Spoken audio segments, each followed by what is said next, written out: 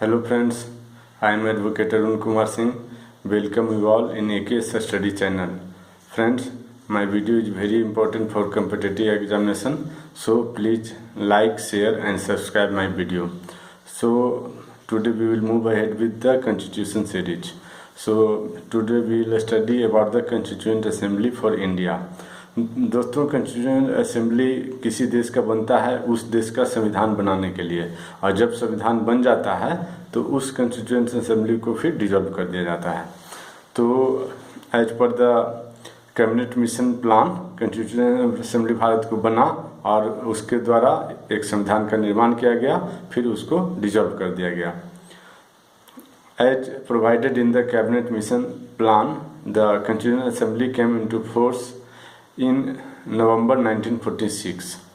Constituent assembly का गठन हो गया नवंबर 1946 में, और उस समय से यह फोर्स में आ गया। कॉन्स्टिट्यूएंट असेंबली संविधान बनाने के लिए तैयार हो गया।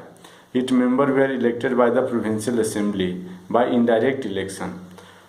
इसके जो सदस्य थे इनडायरेक्ट इलेक्शन द्वारा, जो प्रोविंशियल असेंबली थे, जो 12 राष्ट्र स्टेट है, 11 स्टेट है, उसमें से जो लेजिस्लेटिव असेंबली या लेजिस्लेटिव काउंसिल के जो मेंबर थे वो इन्हें चुना, और चुन करके इनको संविधान सभा में भेजा गया। डायरेक्ट इलेक्शन दिसंबर 1951 में फर्स्ट टाइम हुआ दोस्तों इंडिया में। Out of 296 seats for British India, the Congress captured 211 seats. 296 seat में से कांग्रेस को मिला 211 सीट। कहाँ? तो कॉन्स्टिट्यूएंट असेंबली में। एंड मुस्लिम लीग 73 सीट्स, और मुस्लिम लीग 73 सीट्स जीतने में कामयाब रही। The rest were not filled up, और बाकी पर चुनाव नहीं लड़ा गया या उसको भरा नहीं गया। Constituent assembly for India, the constituent assembly constituted for undivided India, which had met for the first time on 9 December 1946, was convened to meet on 14 August 1947 and become the sovereign constituent assembly for divided India, now called the Dominion of India। जो भारत का constituent assembly है दोस्तों, वो undivided India के लिए बना था। Which had met for the first time, जो कि पहली बार मिला 9 अगस्त 1946 को, और मीटिंग इसका पहली बार बुलाया गया कन्वेड टू मीट ऑन 14 अगस्त 1947 को।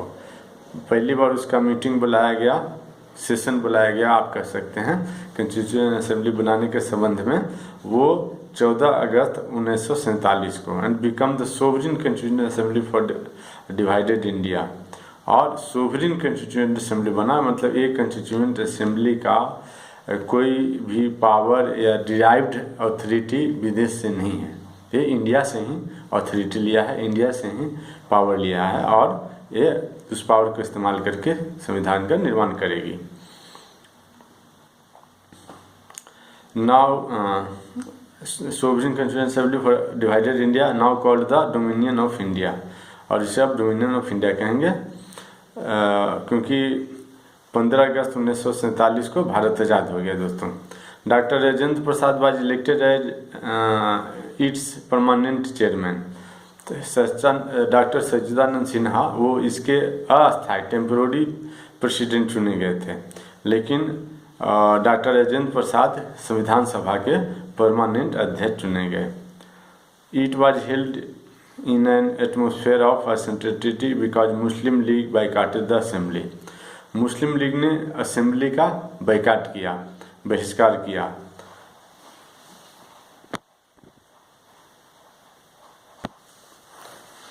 दोस्तों, despite of boycott by Muslim League to the constituent assembly, the constituent assembly made a substantial progress.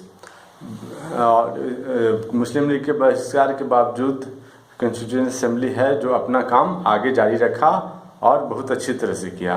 And adopted an objective resolution which was later become the preamble of the constitution, और एक objective resolution को उसने पास किया, adopt किया, अपनाया constituent assembly ने, जो objective resolution बाद में प्रीएम्बल ऑफ द कॉन्स्टिट्यूशन बना और इसको ड्राफ्ट किया था पंडित जवाहरलाल नेहरू ने। It appointed various committee to deal with a different aspects of the constitution और कॉन्स्टिट्यूंट असेंबली ने बहुत सारा कमेटी का गठन किया to deal with the different aspects of the constitution कि कॉन्स्टिट्यूशन में किसी पार्टिकुलर सब्जेक्ट पे आपका क्या राय है, कैसा होना चाहिए। और एक उसमें से ड्राफ्टिंग कमेटी ही है जो कि कॉन्स्टिट्यूशन को लिखेगा, ड्राफ्ट लिखेगा। ड्राफ्ट मीन्स फेयर, उसको ड्राफ्ट मीन्स फेयर, रफ, और उसको जब फेयर कर दिया जाएगा तो वही संविधान हो जाएगा। The report of the committee formed the basis on which the first draft of the constitution was prepared। तो कहते हैं दोस्तों कि the report of the committee formed on the basis of which the first draft of the constitution was prepared।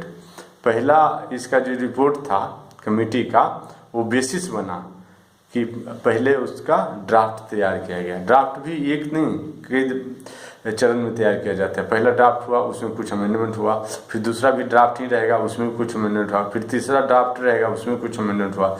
जब तक कि वो final ना हो जाए तब तक वो संविधान नहीं कहलाएगा दोस्तों। On 29 August 1947 A drafting committee of 7 members was set up under the chairmanship of doctor B.R. Ambedkar. 29 अगस्त 1947 को एक ड्राफ्टिंग कमेटी की निर्माण किया गया जिसमें 7 मेंबर थे और उसमें एक चेयरमैन थे डॉक्टर B.R. अम्बेडकर। तो ये इनका काम था कि संविधान को सभा के मतानुसार संविधान को लिखना।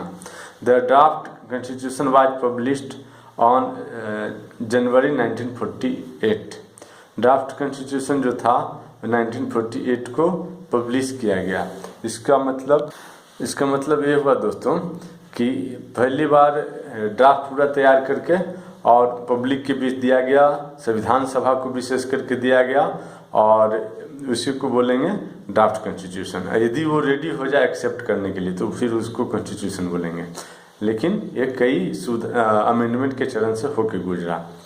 The people of India were given 8 months to discuss the draft and propose amendment।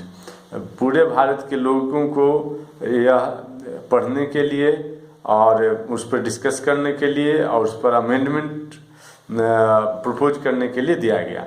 As many as 7,635 amendments were proposed और 7,635 अमेंडमेंट भारत के आम जनता, भारत के आम नागरिक ने प्रपोज किया कि इसमें ऐसे ऐसे अमेंडमेंट होना चाहिए। एंड 2,473 वेयर एक्चुअली डिस्कस्ड और 2,473 इसके जो अमेंडमेंट है उसको डिस्कस किया गया, उस पर चर्चा किया गया। The constituent assembly held 11 session. Total संविधान को बनाने में कॉन्स्टिट्यूएंट असेंबली को 11 सेशन बुलाने पड़े। एक सेशन में कई मीटिंग और कई दिन का एक सेशन चलेगा दोस्तों, जैसे अभी चलता है पार्लियामेंट में विंटर सेशन और बजट सेशन, समर सेशन। तो इस तरह से उसमें भी 11 सेशन बुलाए गए थे संविधान सभा का, तब जाके भारत का संविधान तैयार हुआ। The draft constitution was considered for 114 days. The draft constitution जो था उसको 114 दिन तक लोगों को विचार करने के लिए दिया गया। In all the constituent assembly set for 2 year 11 month and 18 days. Total जो संविधान सभा है दोस्तों 2 साल और 11 महीना और 18 दिन इसकी बैठक हुई, इसकी चली संविधान सभा, और लगभग 3 साल, और 3 साल में संविधान सभा ने भारत के संविधान का निर्माण किया। The new constitution of India was adopted by the constituent assembly. Bharat के नया संविधान को कॉन्स्टिट्यूएंट असेंबली ने अडॉप्ट किया ऑन 26 नवंबर 1949। भारत के नया संविधान को कॉन्स्टिट्यूशन असेंबली ने एक्सेप्ट किया 29 नवंबर 1949 को। Now it is no more draft constitution, अब ये ड्राफ्ट कॉन्स्टिट्यूशन नहीं रहा। जो पिछले वाले जितने भी ड्राफ्ट थे वो अब मीन्स फाड़ा जा सकता है, वो अब रद्दी है। अब जो फाइनल जो हो गया ये है कॉन्स्टिट्यूशन।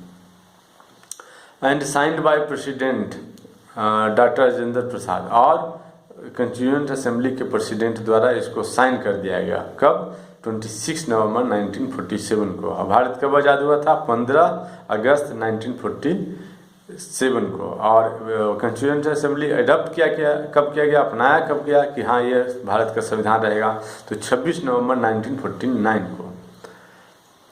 इसमें से दोस्तों कुछ जो आर्टिकल है, 16 आर्टिकल, 3, 3, 6, 3, 9, 10, 11, 12, 13, 14, 15, 16 आर्टिकल है जो इमीडिएट फोर्स में आ गया। और बाकी सभी आर्टिकल जो हैं संविधान के, कॉन्स्टिट्यूशन के 26 जनवरी 1950 को जब इंडिया रिपब्लिक हुआ, उसने जब इंडिया के संविधान लागू हुआ पूरी तरह से, तो बाकी भी आर्टिकल लागू हो गए।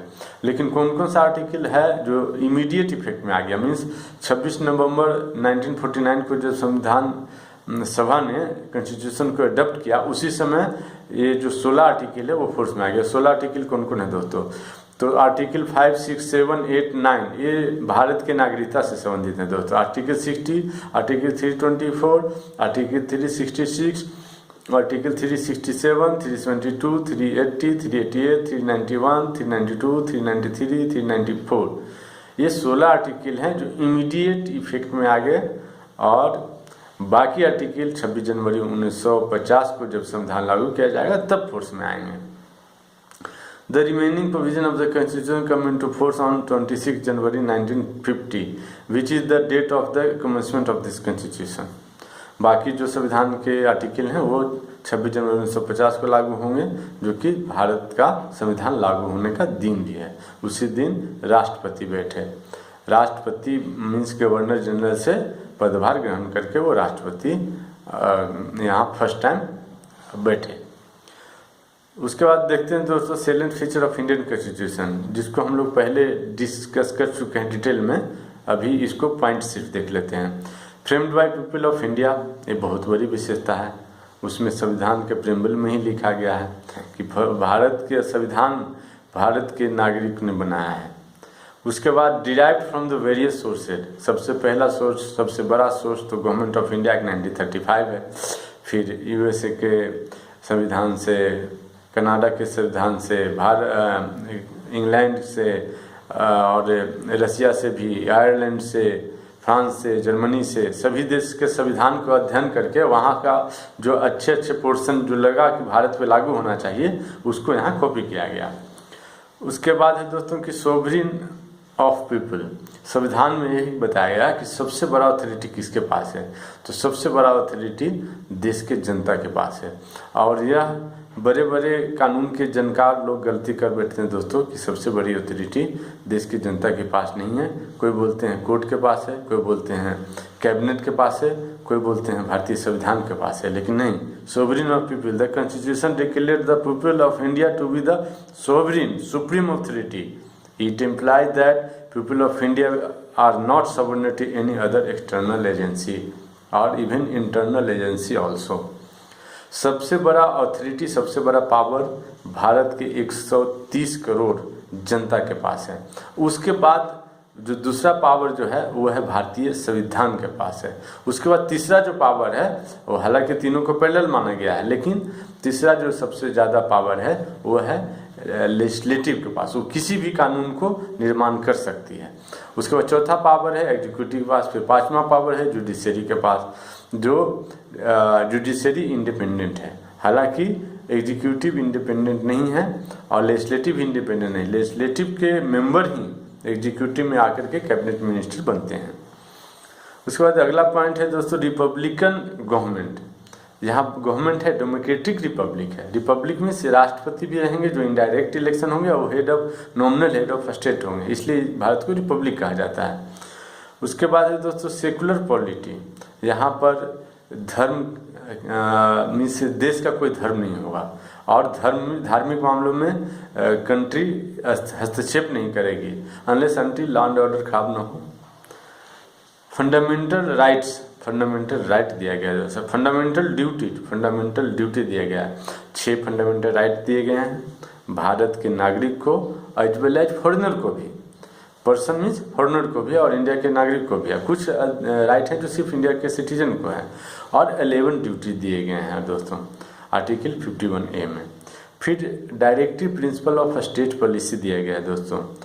भारत के संविधान का विशेषता में से है कि directive principle of state policy दिया गया है दोस्तों। अगला है कि जुडिशियल रिव्यू का पावर दिया गया है दोस्तों। आर्टिकल 13 कि any article, any amendment in the constitution which is inconsistent with the part 3 of the Indian constitution means fundamental right, then it will be void। और ये वाइट कौन डिक्लेयर करेगा? तो कोर्ट डिक्लेयर करेगा। तो इसी को बोलते हैं दोस्तों कि जुडिशियल रिव्यू का पावर मिल गया है किसको? तो सुप्रीम कोर्ट को। उसके बाद है दोस्तों नेक्स्ट पॉइंट, भारत के संविधान की विशेषता में एडल्ट फ्रेंचाइज। भारत में एडल्ट फ्रेंचाइज है और भारत के जितने भी 18 साल के अधिक या 18 साल के उम्र के जो लोग हैं, चाहे irrespective of gender, irrespective of their class, they will vote and they will elect the representative of Lok Sabha, Vidhan Sabha, municipality and panchayat। Unique blend of rigid and flexibility। दोस्तों भारत संविधान में 2 तरह के प्रोविजन हैं, एक तो है flexible amendment का और दूसरा है रिजिड। यदि आप कॉन्स्टिट्यूशन के फंडामेंटल राइट से संबंधित या जुडिशरी से संबंधित, हाई कोर्ट से संबंधित, सुप्रीम कोर्ट से संबंधित या टैक्स से संबंधित को अमेंडमेंट लाना चाहते हैं तो उसके लिए आपको 2/3 मेजोरिटी की जरूरत होगा। और कुछ अमेंडमेंट तो 2/3 मेजोरिटी के अलावे, जैसे टैक्स GST टैक्स में अमेंडमेंट करना चाहते हैं तो 2/3 मेजोरिटी के अलावे 50% ऑफ स्टेट असेंबली से, स्टेट लेजिस्लेटिव से आपको रेटिफाइड कराना होगा। उसके बाद है कि कुछ जो प्रोविज़न है, जैसे एक्ट बनाना हो कुछ सब्जेक्ट पे, तो उसको क्या 50% लोकसभा से और 50% मोर देन 50% या 50% राज्यसभा के मेंबर से पास करा देने से ही वो कानून बन जाएगा, वो एक्ट बन जाएगा। और इसके अगला स्पेशल फीचर है दोस्तों comprehensive document, means it is the lengthiest constitution of the world. अगला है सर पॉइंट है दोस्तों पार्लियामेंट्री फॉर्म ऑफ गवर्नमेंट। इसमें पार्लियामेंट्री फॉर्म ऑफ गवर्नमेंट का निर्माण किया गया है। नेक्स्ट स्पेशल फीचर है दोस्तों federal form of polity, means state will be nation will be union of state and there will be division of power between union and state. However, all the state having less power and central government union having more power. There are emergency provision दोस्तों। Article 352 national emergency 2 हालत में लगाया जाता है, एक तो external aggression, दूसरा internal arm rebellion. दूसरा दोस्तों 356 आर्टिकल 356 जो कि constitutional machinery failure in the state such report is given by governor to the president, तो लगा इम्पोज कर दिया जाता है 356। नेक्स्ट है दोस्तों आर्टिकल 360 जो कि है फिनेंशियल इमरजेंसी। इसको आज तक कभी नहीं लगाया गया। इसको लगाने से टैक्स कितना भी बढ़ाया जा सकता है, गवर्नमेंट उसको लागू करेगी, टैक्स इंक्रीज करके लिया जा सकता है। और ये तभी लागू किया जाता है दोस्तों जब देश फिनेंशियल क्रंच में हो जाए या देश के कोई एक पार्ट या कोई एक स्टेट, तो वो विशेष स्टेट में भी लागू किया जा सकता है। Silent feature make Indian constitution distinct from other constitution. उसमें है दोस्तों की रिटन कॉन्स्टिट्यूशन है, जैसे इंग्लैंड का कॉन्स्टिट्यूशन है वो रिटन कॉन्स्टिट्यूशन नहीं है। रिजिड एंड फ्लेक्सिबल का मिक्स है, कुछ पोर्शन रिजिड है कुछ पोर्शन फ्लेक्सिबल है।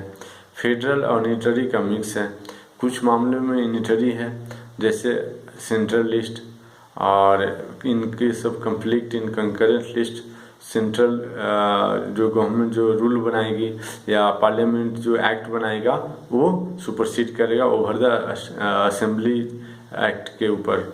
उसके बाद है दोस्तों इंडिया कॉन्स्टिट्यूशन इज फेडरल और यूनिटरी। तो देखते हैं दोस्तों, the power of governance is centralised in one government, that is central government, then it is called unitary type of government. But if where the powers are divided between two kinds of government, that is union and the state, then it is called the federal constitution। तो कुछ लोग बोलते हैं कि federal है, कुछ लोग बोलते हैं कि यह यूनिटरी है। तो देखते हैं, according to professor K C. Wheare, if the field of governance is divided between the central and the state government and neither is subordinate to the other but are coordinate and independent within the sphere allotted to them, then the agreement represents the federal principle। K C. Wheare के अनुसार दोस्तों, जो सरकार, जो देश का सरकार central और स्टेट गवर्नमेंट में बटे हों और दोनों को अपना अपना सब्जेक्ट बने हों, दोनों को अपना अपना गवर्नेंस के एरिया बटे हों और वो भी रिटन कॉन्स्टिट्यूशन द्वारा, तो इसको बोलेंगे कि फेडरल प्रिंसिपल है, फेडरल स्टेट है।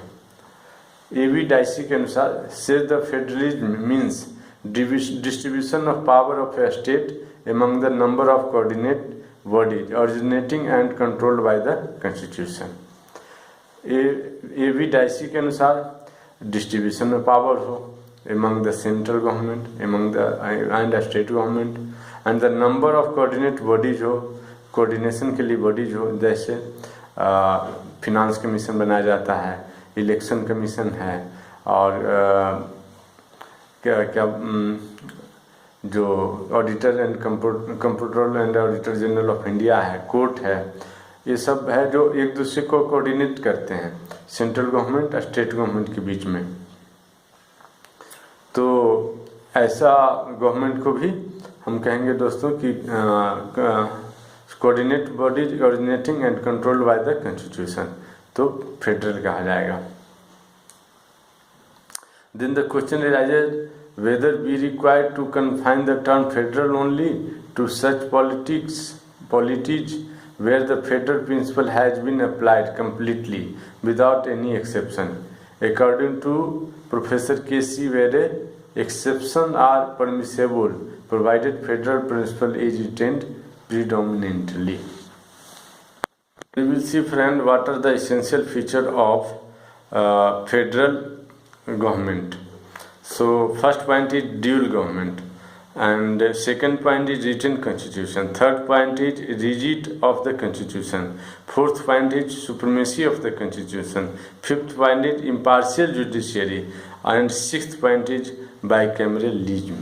यदि इतना सभी चीज़ है तो we will suppose it as a federal government, federal state।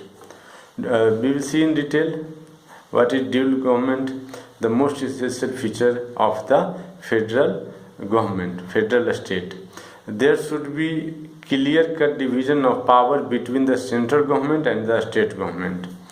Every federal constitution has dual government। This dual government originates from the constitution and are controlled by the constitution। तो दोस्तों, सबसे बड़ा फेडरल नेशन का पहचान है कि वहाँ decentralisation of power हो between central government and state government, और वो भी रिटन में हो कॉन्स्टिट्यूशन द्वारा, तो इसको बोलेंगे फेडरल स्टेट। दूसरा है रिटन कॉन्स्टिट्यूशन। फेडरल स्टेट का दूसरा स्पेशल फीचर दोस्तों कि वहाँ रिटन कॉन्स्टिट्यूशन हो। The provision must be done by common agreement in writing. The sources of power of both central and the state government is written constitution। Source of power जो derive करेंगे state government या central government, ये written constitution से हो कि किसको कितना power है, और दोनों अपने अपने एरिया में जो कि कॉन्स्टिट्यूशन से डिराइव पावर करते हैं उसमें वो स्वतंत्र हो काम करने के लिए।